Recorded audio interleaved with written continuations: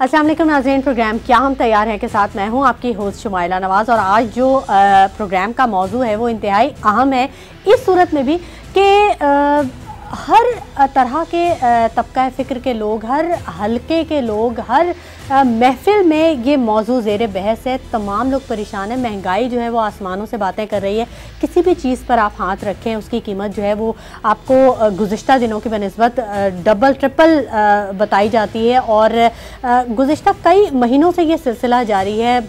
बिजली, gas, petrol, दूध, अजनास, कुछ भी आप उठा के देख लें उसकी कीमत जो है वो बहुत ज़्यादा बढ़ती हुई चली जा रही है। लोग इंतहाई परेशान हैं और हर महफिल में यही बात हो रही होती है कि क्या होगा आने वाले वक्तों में। महंगाई अगर इसी तेज़ी से बढ़ती रही तो उस तब्दीली का क्या फ़ायदा जिसकी उम्मीदें बहुत ज़्यादा दिलाई गई थी। लोगों ने सोचा था कि शायद नए पाकिस्तान में बहुत ज़्यादा उन्हें रिलीफ मिलेगा, तो उस रिलीफ का क्या होगा। इन्हीं तमाम चीज़ों पर हम बात करेंगे। मेरे साथ स्टूडियोज़ में मेहमान मौजूद हैं। राशिद सिद्दीकी साहब माहिर मौशियात हैं और मोहम्मद यूसुफ शेख साहब भी मेरे साथ मौजूद हैं, तज्ज़ियाकार हैं। आप दोनों हज़रात का बहुत शुक्रिया आपकी तशरीफ़ आवरी के लिए। पहले मैं बात करना चाहूँगी राशिद सिद्दीकी साहब आपसे। महंगाई जो है उसने तो आवाम की कमर तोड़ दी है। मतलब आवाम अब जगह ढूंढ रही है कि वो चीज़ ढूंढ रही है कि जिसमें उसे ये लगे कि ये चीज़ महंगी नहीं है, ये सस्ती चीज़ है ना। और गैर मुल्की जो इदारे हैं उनकी रिपोर्ट्स का अगर हम जायज़ा लेते हैं तो वो बहुत खौफनाक एक मुस्तकबिल का नक्शा पेश कर रहे हैं। तो बहुत ज़्यादा परेशानी, क्या वजूहात क्या है, ये क्या पिछले 8-10 महीनों से क्या ऐसी चीज़ें हुई कि महंगाई एकदम से, पेट्रोल 6 रुपये बढ़ा तो दूध जो है वो 120 रुपये चला गया, क्यों?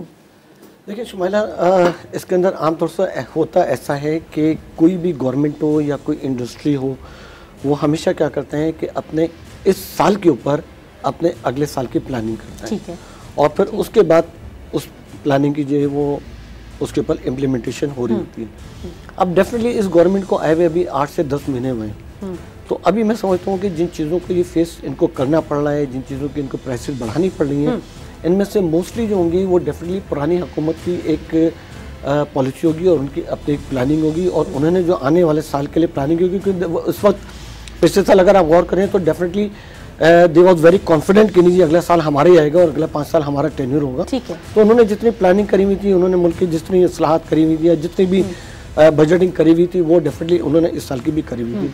तो मैं समझता हूँ कि अभी जितनी महंगाई है, बहुत सारे लोग होते हैं जो इस करंट गवर्नमेंट के ऊपर इसका बटन डाल होते हैं कि जी गवर्नमेंट ने आने के बाद इतनी महंगाई कर दी, इतना। देखिए महंगाई है, इसमें कोई सेकंड थॉट नहीं है और लोग बड़ा चीख पुकार भी कर रहे हैं और लोगों की कमर टूट रही है। और वो इसलिए भी टूटी है क्योंकि लोगों को इस गवर्नमेंट के साथ बहुत सारी उम्मीदें वाबस्ता करनी थी शायद। और उसके अंदर थोड़ा सा मैं समझता हूँ कि गवर्नमेंट का एक कसूर ये है कि गवर्नमेंट खुद कहती है आ बैल मुझे मार। अच्छा। देखिए इन्होंने कहा जी हम 100 दिन का आपको वो देंगे, अपने 100 दिन की यानी इनकी बातें जो थी उसने लोगों की उम्मीदों को और ज्यादा बूस्ट किया और वो मजीद जो थे वो अपनी बातों ही के उलझते चले गए ना। अब वो उसको पूरा नहीं कर पा रहे। अच्छा मोहम्मद यूसुफ शेख साहब, आप गवर्नमेंट में रहे, आपके पास कई मिनिस्ट्रीज रही, पूछना मैं ये चाह रही हूँ कि डॉलर महंगा होता है, रुपया कम होता है, चीज़ों की कीमतें बढ़ जाती हैं, तो गवर्नमेंट कहाँ होती है, क्या कर रही होती है, क्या इक़दामात करती है, उसकी गैर संजीदगी है, लापरवाही है, मसला क्या है गवर्नमेंट के साथ? शुमारा साहब, बात यह है कि गवर्नमेंट में आने से पहले वही लोग एक पार्टी होते हैं। ठीक है। पार्टी के प्लेटफॉर्म से या फिर आज़ादाना इलेक्शन लड़े। ठीक है। जब गवर्नमेंट में आ जाते हैं तो उनको अपनी गवर्नमेंट को तसलसल और इस्तेहकाम देने के लिए ठीक है वो काम करने पड़ते हैं जो कि उनको अवाम में मकबूल करें। ठीक है। अब मेरा ख्याल है कि जैसे मेरे पास मिनिस्ट्री ऑफ रिलीजियस अफेयर्स थी, I was in that care taker government में मिनिस्टर ऑफ रिलीजियस अफेयर्स। ठीक है। वहाँ पता चला कि जनाब इनको तकरीबन 1.5 से पौने 2 लाख 1,40,000 रुपये सब्सिडी थी हज पे, जो कि अभी इन्होंने ख़त्म की। क्यों भाई? सब्सिडी हज आप पर फ़र्ज़ है अगर आप साहिब इस्तात हैं। ठीक है। गवर्नमेंट आपको क्यों सब्सिडी दे? कहाँ से वो पैसा आएगा? मेरा पैसा, आपका पैसा। बल्कि ये मेरे नज़दीक, मैं कोई मुफ्ती नहीं हूँ, लेकिन मेरी राय में ये हज सही ही नहीं है कि आप दूसरों के जेब से उनके मालूमात तो के बगैर हुकूमती जो इकदाम है वो दुरुस्त नहीं है आपकी नज़र में? दुरुस्त, हाँ, दुरुस्त नहीं, दुरुस्त हम यही कह सकते हैं कि दुरुस्त नहीं थे कम से कम। अब जो है उन जो दुरुस्त नहीं थे उनको ठीक किया जा रहा है। तो जाहिर है कि मैं गवर्नमेंट के वसाइल कहाँ होते हैं? कोई मिंटिंग मशीन के सिर्फ नोटों पे लगा दी जाए क्या? गवर्नमेंट के वसाइल जो होते हैं वो आपके मेरे टैक्सेस होते हैं।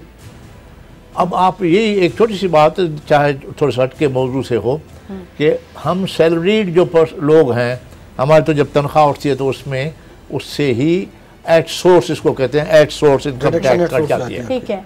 लेकिन कितने डॉक्टर्स हैं जिनके सारों के सारे बंगले या तो गुलबर्ग में हैं या क्लिफ्टन में हैं या लिबर्टी में हैं या DHA में हैं, उनमें से कितने हैं जो कि आपको बिल देते हैं शाम को और उसके मुताबिक टैक्स देते हो। इसी तरह वकला जो बड़े बड़े नाम और जो बड़ी बड़ी बातें करते हैं उसूलों की और फलां की, 2-2 करोड़ 4-4 करोड़ फीस होती है उनकी, 4-5 लाख रुपए तो फीस कोई बात ही नहीं है। उनमें से देखिए कितने टैक्सेस देते हैं, विच ओनली मीन्स दैट हमारा जो टैक्स बेस है वो इतना तंग है कि जो सरकार के वसाइल हों तो वो नहीं हो सकते, तो लिहाजा सब्सिडी भी नहीं दे सकती। अब क्या होगा? अब जो माहिर माशियात बैठे हैं, इकोनॉमिक्स के जो फैक्टर्स हैं वो मार्केट के प्राइस फिक्सिंग के वो खुद ब खुद उसमें आ जाएंगे। अब डिमांड एंड सप्लाई के आ जाएंगे, प्रोडक्शन कितनी हो रही है। तो naturally the government has to make the resources available for running the country. ये जो सारी चीज़ें जो बनती हैं, हमारी जो आसाइशें मिलती हैं, तो ये उन्हीं इसी बुनियाद पर गवर्नमेंट को जाहिर है कि टैक्सेस लगाने पड़ते हैं नए। जब नया टैक्स लगा, पेट्रोल की कीमत बढ़ाई, वो उसका फिर स्पाइरल इफेक्ट होता है। ठीक है, लेकिन एक चीज तो देखें, अब असद उमर साहब अगर ये कहें कि आवाम शुक्र करें कि सिर्फ 6 रुपए बढ़ाए, हमने तो 10 रुपए बढ़ाने थे, मतलब ये तो जलती पे तेल का काम है ना। आवाम मतलब देखिए इसके अंदर मैं आपको बताऊं कि थोड़ा सा फुकदान गवर्नमेंट के अंदर एक टीम वर्क के अंदर है। और देखें एक बात बहुत अच्छी है, वो ये कि बहुत अरसे के बाद आपके मुल्क में एक ऐसा वज़ीर आज़म आए हैं जिसकी इंटेंशंस के ऊपर आप कोई शक नहीं कर सकते, उसकी ईमानदारी के ऊपर, और वो कुछ करना भी चाहता है। लेकिन अभी उसको जो सबसे बड़ा एक प्रॉब्लम फेस हो रहा है वो, जैसे भी आपने असद उमर साहब का करा, इनके पास एक टीम वर्क नहीं है। और अभी जैसे उस दिन टीवी पे किसी ने कह दिया जी 15 दिन के अंदर इतनी सारी नौकरियां आ जाएंगी कि पाकिस्तान में नौकरियां जो है फालतू हो जाएंगी। तो जो इस टाइम गैर जरूरी जो बातें हैं, जो गैर जरूरी बात होती है ना, अब उस दिन असद उमर साहब ने एक माशाल्लाह हमारे मुल्क के वज़ीर ख़जाना है, लेकिन उन्होंने कहा जी डॉलर इसलिए बढ़ता है कि डॉलर की डिमांड के अंदर उसकी सप्लाई के अंदर फ़र्क है। तो एक बच्चे को भी मालूम है ना, लेकिन अगर आप एज अ वज़ीर ख़जाना देखें तो ये आपका फ़र्ज बनता है कि आप बजाय इस टाइप का बयान देने के और गवर्नमेंट के ख़िलाफ़ क्रिटिसाइज लोगों को करने के लिए मौका देने के बजाय आप तो ऐसा, आपके अपना एक ऐसा होमवर्क होना चाहिए जिसके अंदर आप बताएं कि यार मैं इसकी डिमांड को और इसकी सप्लाई, अगर इसकी डिमांड है और इसकी सप्लाई कम है, तो अब ये वज़ीर ख़जाना का काम है कि उसकी सप्लाई को कैसे बढ़ाता है और उसकी डिमांड को कैसे रोकता है। ठीक है, अब एक सिंपल से देखिए, मैं आपको बताऊं कि बहुत सारी जगहों के पर आप अगर गौर करें तो आपके मुल्क में LNG इंपोर्ट होना शुरू हुई है आज से 4 या 5 साल पहले। ठीक है, इस LNG के इंपोर्ट होने के बाद आपकी जो एक्सपोर्ट है वो टोटल $22 बिलियन की है।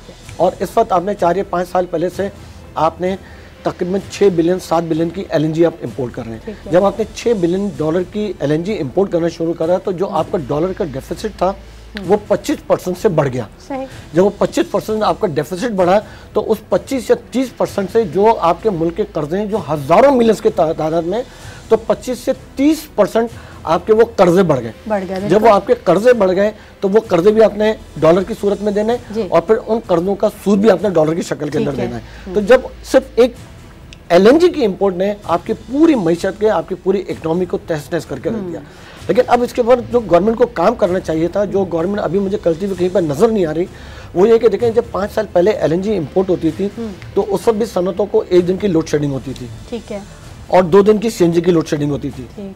आपने $5 बिलियन 6 बिलियन डॉलर की LNG इंपोर्ट करने के बाद अब तक डॉलर का जो डेफिसिट था वो उसको एक्स्ट्रा ऑर्डिनरी बढ़ाने के बावजूद भी आज भी सनतों को 1 दिन की लोड शेडिंग हो रही है और आज भी CNG 2 दिन के लिए बन रही है। ठीक है, और अफसोसनाक बात यह है कि आज भी पोर्ट कासिम के ऊपर 2 LNG के टर्मिनल मजीद और बन रहे हैं।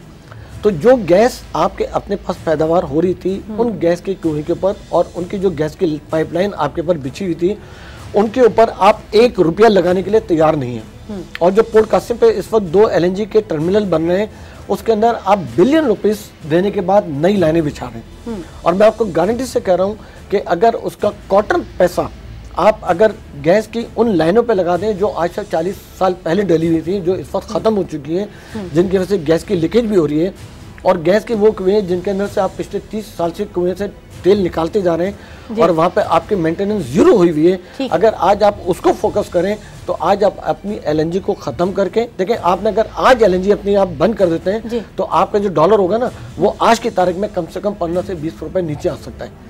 और जब डॉलर आपका नीचे आता है तो उतना 20% आपका कर्जा नीचे आएगा। डॉलर पे बिल्कुल बिल्कुल राशिद साहब, हम डॉलर पे बात करें क्योंकि इतलात कुछ ऐसी मौसूल हो रही है कि 150 रुपए तक डॉलर जाने वाला है। नाज़रीन, मजीद भी गुफ्तगू के सिलसिले को आगे बढ़ाएंगे, लेकिन वक्त हो गया एक छोटे से ब्रेक का। Stay with us.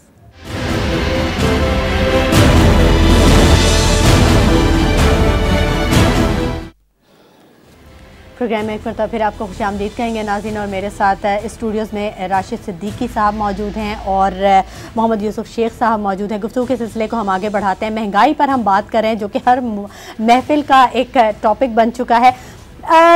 यूसुफ साहब, मुझे ये बताइएगा कि मईशत की जो गैर यकीनी सूरत हाल है इसके बायस निजी शोबे भी मुतासर हुए हैं जो कि बहुत ज़्यादा प्रॉब्लम फेस कर रहे हैं। सवाल क्या आपका है कि क्या सवाल क्या पूछ रहे हैं? क्या रीटेक अगेन मैं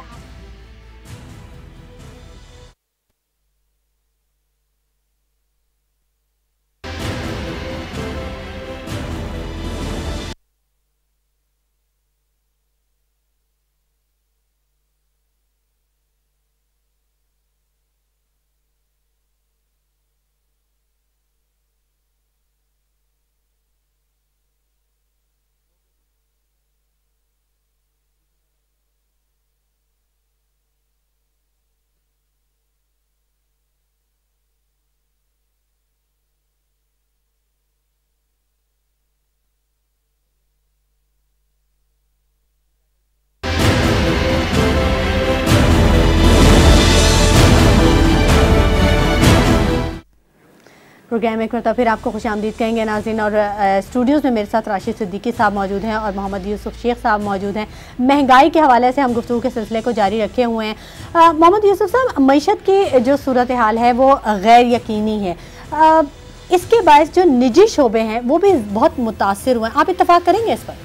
निजी शोबा ही कहें तो भी उसमें शोबे भी आ जाएंगे, क्योंकि निजी शोबा किसी भी आज़ाद मुल्क, जमहूरी मुल्क का एक रीढ़ की हड्डी की हिस्सा रखता है कि निजी शोबा मजबूत होगा तो फिर मईशत आगे बढ़ेगी और उसमें इन्वेस्टर चाहे लोकल हो चाहे बाहर का हो उसको एतमाद होगा कि वो किसी भी शोबे में, प्रोडक्शन के, गुड्स एंड सर्विसेज के किसी भी शोबे में वो एतमाद के साथ आए। ठीक है।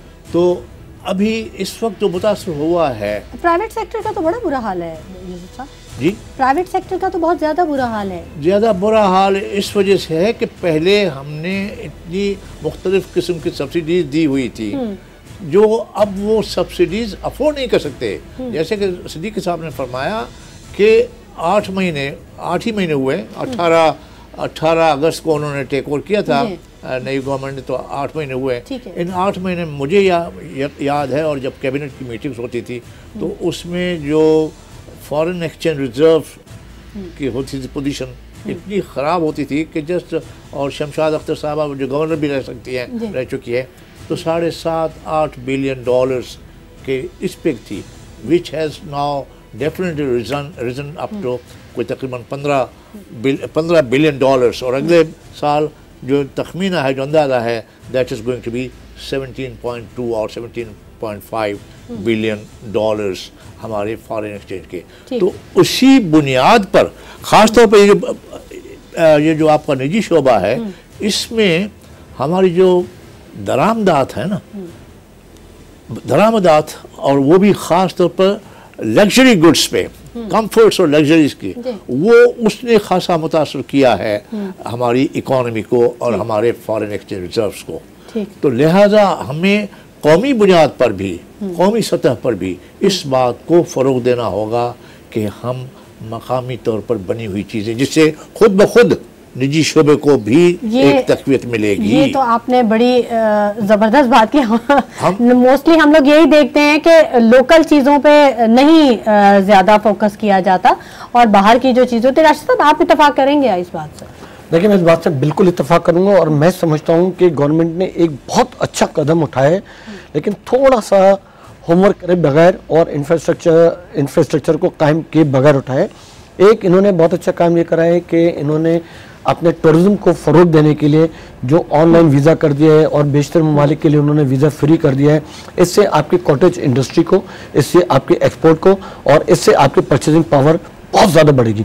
लेकिन मेरा अपना ज़ाती ख्याल ये है कि ये गवर्नमेंट ने थोड़ा सा इसके अंदर एक जल्दबाजी ये कर दी कि हमको चाहिए था कि पहले जो हमारे पास देखें, हमारे जो नॉर्दर्न एरियाज़ की ब्यूटी है वो दुनिया की बेहतरीन ब्यूटीज़ हैं जो एक टूरिज्म को चाहिए होते हैं ना, उनको चाहिए होते हैं या तो तारीखी चीजें चाहिए, जैसे आपके पास, हमारे पास तो दोनों 9,000 साल की तारीख है, हमारे पास तो मोन्जोदड़ो मौजूद है, आपके पास टेक्सला मौजूद है, आपके पास दुनिया के बेहतरीन केटू के पहाड़ मौजूद हैं, आपके पास नॉर्दर्न एरिया में चले तो आपके पास दुनिया की बेहतरीन ब्यूटीज हैं। तो ये जो गवर्नमेंट का कदम है जिसके अंदर उन्होंने टूरिज्म को फरोग देने के लिए करा है कि ऑनलाइन वीजा भी कर दिया, बेशतर ममालिक के लिए वीजा ऑनलाइन कर दिया। लेकिन अब क्या है कि अब जब ये लोग आएंगे और जब आपके पास इंफ्रास्ट्रक्चर नहीं होगा और जब ये आपके नॉर्दर्न एरियाज में जाएंगे, वहाँ पे कोई अच्छे ढंग के होटल नहीं होंगे और जिन होटल में बैठ के खाएंगे वहाँ की जो क्रॉकरी होगी वो भी अनहाइजेनिक होगी, तो वो बजाय जाने वाले अच्छा लोग होंगे तो जो लोग जाएंगे वो एक अच्छा मैसेज लेके नहीं जाएंगे और जब वो कम्युनिकेट करेंगे तो वो भी एक अच्छी कम्युनिकेशन आपके उसमें नहीं देंगे। तो मैं समझता हूँ कि इस कदम को कामयाब बनाने के लिए इमीडिएटली उनको चाहिए कि भले लोगों के साथ एक पब्लिक प्राइवेट पार्टनरशिप करें, बिजनेसमैनों को बुलाएं और उनको बोलें कि भी इमीडिएटली आप वहाँ पे इंफ्रास्ट्रक्चर बनाएं, आप 5 स्टार होटल बनाएं, आप रोडें बनाएं और फिर वहाँ पे आपकी जो कॉटेज इंडस्ट्री है, क्योंकि देखें आपके पास तो बेतहाशा ऐसी चीज़ें हैं कि लेदर गुड्स दुनिया के अंदर आप एक्सपोर्ट कर रहे हैं, जितने बड़े बड़े ब्रांड है ना वो आपके लेदर गुड्स को वो कर होते हैं। दुनिया के अंदर इस वक्त जितनी भी महंगी महंगी जीन्स बिकती हैं उनमें से बेशतर आपके पाकिस्तान में लोकल आप नवादरात को देखें कि जो निकल रहे हैं मोन्जोदड़ो वगैरह से, तो इन चीजों के लिए उनके बारे में इल्म ही नहीं है लोगों को। तो अगर ये जैसे आपके मोन्जोदड़ो हो गया, आपके टेक्सला हो गया, आपकी जो नेशनल ब्यूटीज है जहाँ केटू के पहाड़ है, वहाँ पे अगर आप छोटी छोटी सी मार्केटें बना दें, एक वहाँ पे 5 स्टार होटल बना दें, अच्छी रोडें बना दें और उसके बाद आप इन लोगों को मदऊ करें और उसके बाद क्या करें। देखिए, मैं आपको बात बताऊं कि कभी भी कोई भी काम टीम वर्क से नहीं चलता। हमारे जो इस वक्त प्राइम मिनिस्टर हैं, इनके प्राइम मिनिस्टर को जो सबसे पहले इनको जो एक वो मिला था वो एक अच्छी क्रिकेट टीम के अंदर वर्ल्ड कप जीतने के बाद इनको बूम मिला था। और वो वर्ल्ड कप पाकिस्तान ने कैसे जीता? वो वर्ल्ड कप इसलिए जीता कि उस वक्त वहाँ पे कोई सियासत नहीं थी, कोई असबियत नहीं थी और एक बहुत अच्छा टीम वर्क था, तो वर्ल्ड कप हमने जीत लिया। उसके बाद आप देखें कि 2 से 3 वर्ल्ड कप आपके पास और है, लेकिन वहाँ पे जब 2-2, 4-4, 5-5 लोगों के 2-2, 3 ग्रुप बने हुए थे अपना टीम के अंदर, तो अच्छे टैलेंट होने के बावजूद भी नुकसान उठाया, हमने नुकसान उठाया, हम वर्ल्ड कप नहीं जीत पाए। बिल्कुल। तो इस वक्त जो है ना, आप एक टीम वर्क की बड़ी जरूरत है और आपको सबसे बड़ा है क्योंकि हम आईसीयू के शिकार हैं। अब मैं आपको एक छोटी मिसाल दूं कि कल मैं असद उमर साहब का एक बयान देख रहा था, उन्होंने कहा जी हमको जो है ना एक आईसीयू में पड़ा हुआ एक मरीज दे दिया गया था। तो जब आईसीयू के अंदर पड़ा हुआ मरीज होता है तो उसका इलाज जो है वो स्कूल और कॉलेज के स्टूडेंट से नहीं कराया जाता है, बल्कि उसका इलाज जो होता है वो माहिर लोगों से कराया जाता है। सर्जन होते हैं, जो माहिर सर्जन होते हैं, जो बेहतरीन डॉक्टर्स होते हैं, उनसे इलाज कराया जाता है। लेकिन इस वक्त आपकी जो इकोनॉमी है ना उसके अंदर सर्जन नहीं है, वही लगता है कि जो स्टूडेंट। अच्छा, यहाँ तो वो ये भी कहते हैं कि वो वेंटिलेटर पे चले गए हैं, पाकिस्तान की मईशत और ये वो, इसमें कोई सेकंड थॉट नहीं है। मतलब लेकिन इस किस्म की इस्तिलाहें घड़ना उसमें कोई मसला ही नहीं है। बात यह है कि जो 2 अवामिल होते हैं, एक दाखिली और एक खारजी। अब खारजी में तो जो इनको जो कुछ मिला विरसे में वो उसको खारजी कहें, मैं अपनी तरफ से कह रहा हूँ। दाखिली वही जो राशिद साहब कह रहे हैं कि जैसे आज वो एक लतीफ़ा भी बना हुआ आता है कि जैसे वो जहनी तौर पर तैयार ही नहीं थे, वो जो एक होती है हुकूमत के लिए, हुकूमत साजी के लिए जितनी तैयारी होनी चाहिए, अच्छा। या जो तजुर्बा होना चाहिए, जो इनसाइट होनी चाहिए, इखलास था, अज़्म था, लेकिन तैयारी नहीं, लेकिन तैयारी नहीं था, होमवर्क पूरा नहीं था। और जो पूरा एक इदराक होता है, सिवाय 2-4 बंदों के, बाकी तो ऐसे ही थे, उनमें इखलास था। अभी आप सोचें ना कि आज तक क्या किसी भी क्वार्टर से एक भी इल्ज़ाम आया हो कि इस हुकूमत के गुज़श्ता 8 महीनों में यहाँ से कोई एक पैसा नाजायज तो गया हो बाहर? ठीक है, एक भी नहीं गया। कोई उससे पहले कंप्लेन नहीं है। 8 महीने पहले करोड़ों बिलियंस इस तरह जाते थे।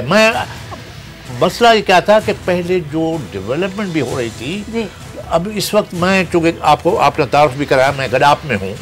गडाप में 20 स्कूल हैं जो कि खाली पड़े हैं। क्यों? कि पॉलिटिकल बुनियाद पे 2 जुग्गियाँ हैं, वहाँ पर स्कूल बना दिया, खाली पड़े हैं। ठीक।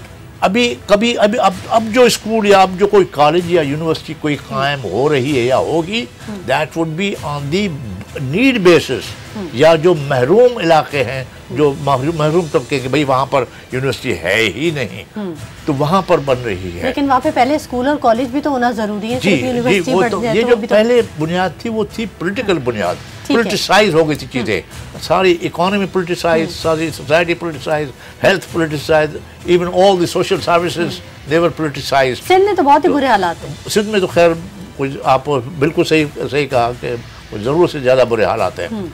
तो ये इसमें बल्कि आज ही के अखबार में, बल्कि कल के अखबार में, कि कौम तैयार रहे मज़ीद महंगाई बर्दाश्त करने के लिए, ये भी है। तो उसकी वजह यह है कि आफ्टर ऑल कि कोई जेब से तो मिनिस्टर्स या गवर्नमेंट कोई अपनी जेब से तो नहीं लाएंगे ना, बल्कि वो खुद मुलाजिमीन हैं, जैसे कि वो खुद तनख्वाहदार हैं। हाँ। वो कहाँ से आएगी तनख्वाह? लेकिन नजर तो नहीं आता यूसुफ साहब के वो मुलाजमीन हैं हमारे, या हमारे हमें सर्व कर रहे हैं, उनके प्रोटोकॉल की गाड़ियां ही जो होती है वो तो रोड बंद कर देती थी। आप देखिए, मसला मुलाजमीन का नहीं है, मसला ये है कि आपकी जो मईशत की इस्लाहात होने के लिए जो आपको कदम उठाने चाहिए, उनमें से अभी तक, क्योंकि मैंने आपको बताया कि मुझे कोई बहुत अच्छा टीम इक़दामात नहीं हुए, नजर नहीं आ रहा, तो वो इक़दामात अभी तक नहीं हुए। जैसे भी यूसुफ साहब ने बहुत अच्छी बात की थी कि हज के अंदर और उसके अंदर हमको कभी भी सब्सिडी नहीं देनी चाहिए, लेकिन मैं ये समझता हूँ कि जो हमारे एक्सपोर्टर्स हैं ना, उनको आपको सब्सिडी ज़रूर देनी चाहिए। अगर आज आप उनको बिजली सस्ती दे दें, आज आप अगर उनको उनका पानी सीवरेज के थ्रू दे दें, अगर आज आप उनको गैस दे दें, ठीक है, और कॉस्ट ऑफ डूइंग बिजनेस को अगर आप नीचे लेके आ जाएं, तो जो $22 बिलियन की आपकी एक्सपोर्ट है, वो $44 बिलियन पे, वो $50 बिलियन पे, वो $100 बिलियन पे जा सकते हैं। लेकिन राशिद साहब, आपने देखा कि कितने गुज़श्ता अरसे में कितने फेक एक्सपोर्टर्स थे who would be gaining out of subsidy, subsidy हासिल करने के लिए। वो सब्सिडी तो देखिए, सब्सिडी तो खत्म होगी ना, मैं तो कह रहा हूँ आप वो सब्सिडी उनको ना दें, आप कोई ऐसी सब्सिडी उनको ना दें जिस पर करप्शन हो रहा है। देखिए अब तो जो है ना मामला बहुत सीधे हो गए यूसुफ साहब। अब तो आपके पास वीबॉक के अंदर पूरा मौजूद रहता है कि आपने 1 साल में कितनी की एक्सपोर्ट करी है, आपके पास पूरा वीबॉक में रहता है कि आपने 1 साल में कितनी इम्पोर्ट करी है। यानी इसका मतलब है कि अभी हालात जो एक्सपोर्ट कर रहे हुए हैं कंपैरेटिवली जो पहले हालात चल रहे थे, तो इसका मतलब है हम उम्मीद कर सकते हैं कि आइंदा आने वाले वक्तों में कोई बेहतरी होगी। देखिए अभी मैं आपको बता रहा हूँ, अभी भी नहीं हो सकती। अच्छा। उसकी वजह क्या है? देखिए अभी क्या है कि हमने एक सब्सिडी दी गवर्नमेंट ने, लेकिन सब्सिडी इन्होंने सिर्फ 5 सेक्टर्स को दी। उन्होंने एक दे दी अपना टेक्सटाइल सेक्टर को दे दी सब्सिडी, ये एक्सपोर्ट कर रहे हैं। टेक्सटाइल ऑलरेडी एक्सपोर्ट हो रही है। हाँ। अब आपको अपनी वैरायटी बढ़ाने की जरूरत है, आपको अपना नेटवर्क बढ़ाने की जरूरत है।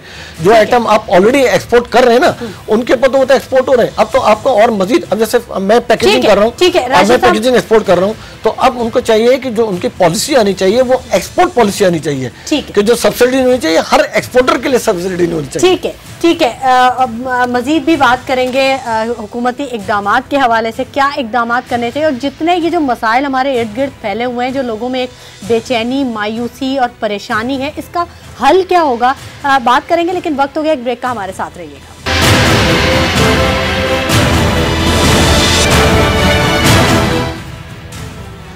वेलकम बैक नाज़रीन। महंगाई पर हम बात कर रहे हैं और मेरे साथ मोहम्मद यूसुफ शेख साहब तज्ज़ियाकार मौजूद हैं, जबकि माहिर मौशियात राशिद सिद्दीकी साहब भी स्टूडियोज़ में मौजूद हैं।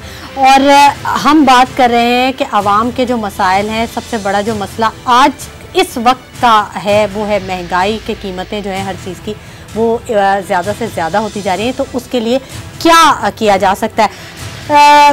राशिद साहब, रमज़ान की आमद है, सर पे खड़ा हुआ है, और रमज़ान में तो वैसे ही कीमतें बढ़ जाती हैं। अब उससे पहले अगर दूध पे 25-26 रुपए बढ़ जाएंगे तो रमज़ान में चीज़ों का क्या अलग, पेट्रोल पे अगर 6 रुपए बढ़ जाएंगे तो रमज़ान में आप कैसे देखते हैं, क्या सिनेरियो बनता हुआ देख रहे हैं, क्या कहाँ जाए आवाम, क्या करे? देखें, सिर्फ एक रमज़ान नहीं, इस वक्त इस गवर्नमेंट के लिए 3 बड़े चैलेंज हैं जो बिल्कुल ऊपर तले लगे हुए हैं। अच्छा, उसके अंदर एक रमज़ान है, ठीक है, एक बजट है, ठीक है, और एक IMF है।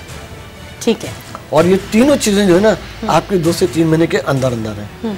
एक तरफ रमज़ान में आपने देखा होगा कि 20 से 25% प्राइसेस बढ़ जाती है। वैसी चीजें सब। एक तरफ IMF आपको ज़रूर प्रेशर करेगा जी, आप अपना डॉलर जो है कम से कम 150 रुपये भी लेके चले जाएं। अगर आपका डॉलर 150 पे जाएगा तो ऑटोमेटिक आपका पेट्रोल बढ़ जाएगा। जब आपका पेट्रोल बढ़ता है तो ऑटोमेटिक वैसी सारी चीज़ें बढ़ जाती हैं। बिल्कुल। फिर तीसरा, जब ये तमाम चीज़ें होंगी तो गवर्नमेंट के पास गवर्नमेंट भी चलानी है, तो नया बजट भी आ रहा है। ठीक है। तो अगर गवर्नमेंट ने बजट के अंदर भी लोगों को रिलीफ नहीं दिया और अगर उसके अंदर भी मज़ीद टैक्सेस लगा दिए तो आप यकीन माने कि आपके मुल्क में सुसाइड की जो रेशो होगी ना वो बहुत बुलंद हो जाएगी।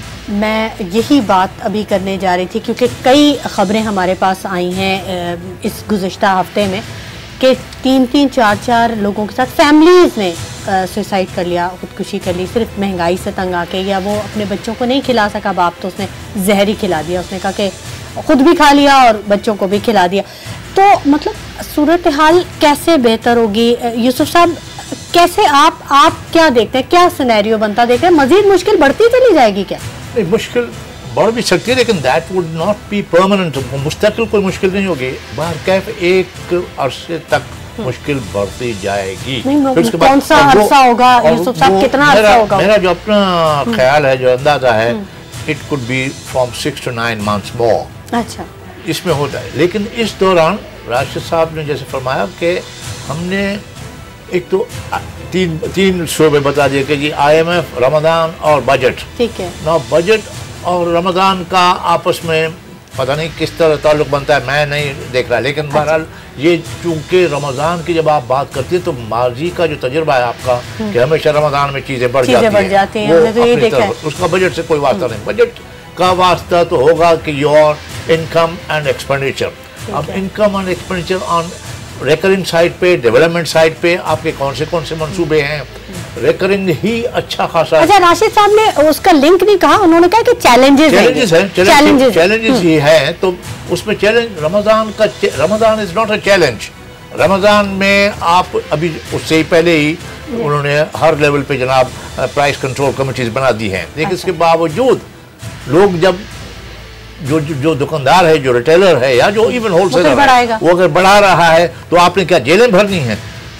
You will have to reconcile with the facts on ground. रही बात, मैं अर्ज कर रहा था शुरू से जो बात उस पर चलना चाहिए, बल्कि इस पर खासा तफसीली बहस होना चाहिए कि जनाब सरकार जो भी हो, चाहे ये हैं कल कोई बकर हो, जैद हो, कोई भी हो, कहाँ से चलाएगा?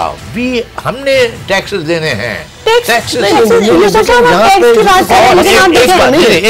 तो टैक्सेस दे लोकल, दूसरा फॉरेन इन्वेस्टर का एतमाद बहाल करे, जैसे जिसमें फॉरेन पॉलिसी, जैसे राशिद साहब फरमा रहे थे ऐसे गुफ्तगू में कि वो जो हमारी जो खारजा पॉलिसी का जो एक्टिविज्म हो वो ठीक ठाक होना चाहिए। लेकिन आप ये देखें ना, टैक्स की जब भी बात आती है, टैक्स एमनेस्टी स्कीम मुतारिफ करवाते हैं, 2 रुपए देके आप 100 रुपए बचा लें। मतलब एक तो आपने धोखा किया, फ्रॉड किया, इतने पैसे गबन किए, उसके बाद आप 2 रुपए दें और आप 500 रुपए बचा लें। मैं यहाँ पे मतलब एक इंडस्ट्री चला रहा हूँ और मेरी जितनी भी सेल होती है उसके ऊपर मैं 17% टैक्स दे रहा होता हूँ। मैं जितनी भी सप्लाई कर रहा होता हूँ और जितने भी मेरे परचेजर होते हैं उसके अंदर मैं 3.5%, 4% और 5% विद होल्डिंग टैक्स FBR के बिहाफ के ऊपर जमा करता हूँ। ठीक है, और उस FBR के ना उनके एम्प्लॉय लग रहे हैं, ना उनकी मेन पावर लग रही है, ना उनका ऑफिस लग रहा है, ना उनके किसी किस्म के ओवरहेड लग रहे हैं। और हर साल के एंड के ऊपर मैं उनको मिलियंस रुपीस के अंदर, अगर आप वैसे मुझसे ओवर करें तो 17% सेल टैक्स हो गया, और अगर 4% में आपको दूसरे टैक्स जो विदहोल्डिंग टैक्स है 21%, तो ये टैक्स हो गया। टैक्स पेयर कितने हमारे पास? मैं आपको वही बता रहा हूँ ना कि मैं 21% टैक्स भी दे रहा हूँ, और ये सिर्फ 21% टैक्स है जो इनकम टैक्स के अलावा मैं आपको दे रहा हूँ। ये तो 4% विदहोल्डिंग टैक्स करके मैं गवर्नमेंट के खाते में जमा कर रहा हूँ, 17% सेल टैक्स में जमा कर रहा हूँ, और उसके बाद जो मैं इनकम का जो टैक्स बनता है मेरा वो मैं अलग दे रहा हूँ। फिर मैंने इस मुल्क के अंदर 400 लोगों को रोजगार दिया हुआ है। फिर मैं इस मुल्क के अंदर मईशत को चला के मैं डॉलर भी लेके आ रहा हूँ। ठीक है, तो मैं 25 से 30% टैक्स साल का दे रहा हूँ, और मेरी निस्बत वो चोर जिसने डॉलर की स्मगलिंग करी, वो चोर जिसने मुल्क का बलात्कार करा, वो चोर जिसने मुझको और मुल्क को आज इस पोजीशन पे पहुंचा दिया। आप हर 5 साल के बाद उसको कहते हैं कि जी तुम मुझे 5% दे दो और अपने पैसे को वाइट कर लो।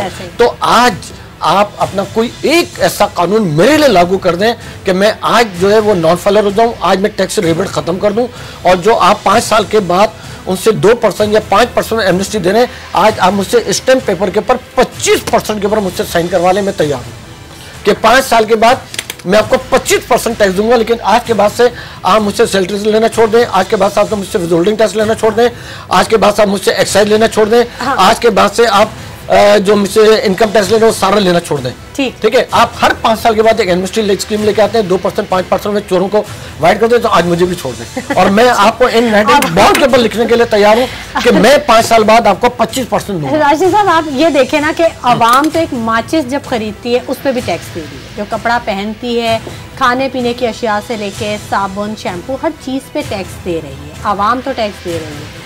लेकिन प्रॉब्लम ये आ रही है कि आखिर इन तमाम चीज़ों का हल क्या हो गया? क्या आखिरी हल IMF ही है हमारे पास? देखिए, मैं आपको एक बात बताऊं कि टैक्स इज नथिंग।